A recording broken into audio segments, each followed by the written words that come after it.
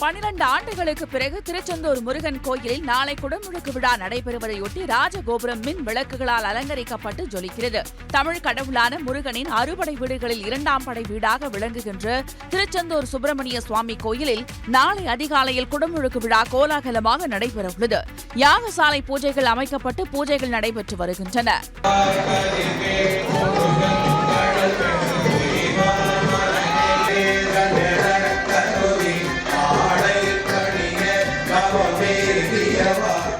கடந்த 1ஆம் தேதி முதல் கோயில் வெளிப்பிரகாரம், கோயிலை சுற்றியுள்ள மரங்கள் மற்றும் புதிதாக கட்டப்பட்ட அறைகளின் மேல் விளக்குகளால் அலங்கரிக்கப்பட்டு இரவு நேரங்களில் ஜொலித்தது.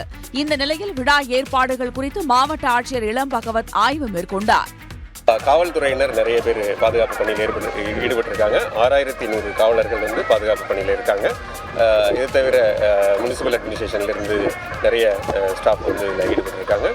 அப்புறம் ரெவென்யூ ஸ்டாஃப் இருக்காங்க, தீயணைப்பு படை வீரர்கள் இருக்காங்க. எல்லாருமே சேர்ந்து இதை ஒரு வெற்றிகரமான ஒரு திருவிழாவாக மாற்ற வேண்டும் என்பதற்கான முயற்சி.